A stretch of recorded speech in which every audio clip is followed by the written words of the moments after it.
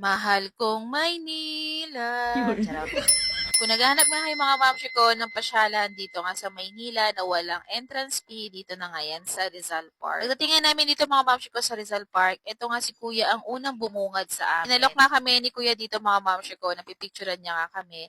At bibilihin nga namin yung picture sa kanya. Pero balak ko naman talagang magpa-picture din sa ganito mga mamshi ko. Bago pa man kami pumunta dito sa Rizal Park, nagsabi na nga ako kay Papa Kicks na gusto kong itry itong pagpapapicture sa photographer. Nung bata pa ako mga mamshi ko, pangarap ko talagang makapagpa-picture dito sa Rizal Park sa isang photographer. Pero noon kasi, sobrang mahal ng mga pictures na inaalok nila. Tapos syempre, imbis na ipambibili mo ng picture, ipangkakain na lang. Kaya sabi ko kay Papa Kicks, kailangan masubukan namin yon at masubukan din ng mga bata kung ano yung pakiramdam na nagpapapicture sa photographer dito nga sa Rizal Park. Natulungan na nga natin silang kumita at meron pa tayong core memory sa mga anak natin na ipasubok or ipatry sa kanila yung pagpapapicture nga dito sa Rizal Park. 50 pesos nga mga mamshi ko ang pagpapapicture sa kanila for our size.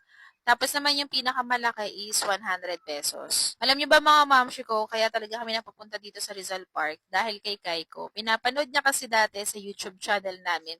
Yung pumunta kami dito sa Rizal Park at medyo bata pa kasi siya noon kaya hindi niya na siguro maalala. Kaya nag-aya nga siya mga mamshi ko na gusto niya pumunta sa Rizal Park at nahihilig nga rin siya mga mamshi ko ngayon sa mga heroes natin dito sa Pilipinas. At masyado nga siyang invested sa mga bayani natin sa Pilipinas. At sino ba naman kami para pagkait sa kanya na makita or malaman kung saan nga matatagpuan si Jose Rizal. At sobrang namanghanga dito si Kaiko mga mamshi ko kasi hindi nga siya makapaniwala na kung saan sa kinakatayuan namin ay kung saan din binaril si Jose Rizal at kung saan din nakalibing ngayon ang ating bayaning si Dr. Jose Rizal. Pinakita nga rin namin sa kanya mga mamshi ko itong mga bumaril kay Dr. Jose Rizal na ang pagkakaalam ko ay mga Pilipino rin. Inutusan sila ng mga Kastila na barilin si Jose Rizal. Sa pagkakataong itong mga mamshi ko, alam niyo parang nag-aaral ako or nagbabalik-aral talaga ako. Kasi nga panay tanong si Kaiko tungkol nga sa ating bayani. At kahit papano, natupad ko nga ang pangarap kong maging isang tour guide. Charot. Bawat station nga dito sa Rizal Park, mga mamshi ko, ay binabasa ni Kaiko. Hindi niya talaga pinalampas na hindi niya mababasa. With his below his wife, Justin Backwest, he met something.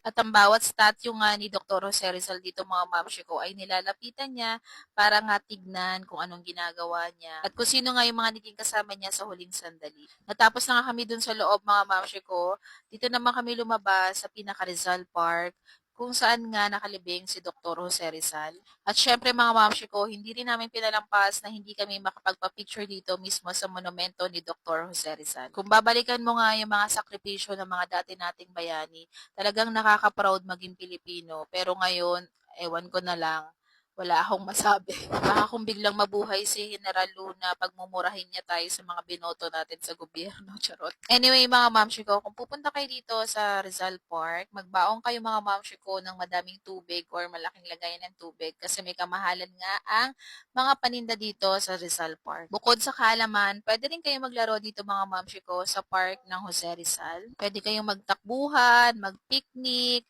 magpalipad ng saranggola, mag-badminton at marami pang iba. Basta siguraduhin lang na ang basura ay huwag iiwan sa Rizal Park, itapon sa tamang basurahan. Anyway mga mamshi ko, kung nag-enjoy ka sa panonood ng mga mini vlogs ko, kung gusto mo ng mga recommendation, nanay tips, tipid tips, i-follow mo lang ako mga mamshi ko sa mga social media ko. Ako nang bahala sa'yo. Sagot ka ni Mamshi Ann sa Life with Us. Sobrang sarap nga mag-picnic dito mga mamshi ko, magtakbuhan kasi nga hindi siya mainit at sobrang lawak na nga rin mga mamshi ko. Maraming tourist spot na pwedeng mapuntahan dito mga mamshi ko. Yun nga lang, hindi na namin napuntahan ang bawat isa. Dahil nga mga mamshi ko, anong oras na rin kami pumunta dito? Alas 3 na din. Dahil nga sobrang init ng panahon mga mamshi ko. Pero kung balak ninyong mapuntahan lahat, mas maganda kung agahan ninyo. Magdala na lang kayo ng payong at tubig. Bago pa nga tuluyang magdilim mga mamshi ko, ay umalis na kami dito sa Rizal Park dahil kakain pa nga kami. Meron ditong malapit namang inasal mga mamshi ko. Hindi na nga lang ako nakapag-video dahil sobrang pagod na talaga. At bukod nga sa sobrang pagod ay sobrang gutom na nga rin. After namin mag-dinner mga mamshi ko, sumakay na nga kami dito sa tren dahil pauwi na nga ang mga person. Ayun lang mga mamshi ko for today's video. Thank you for watching. Babu!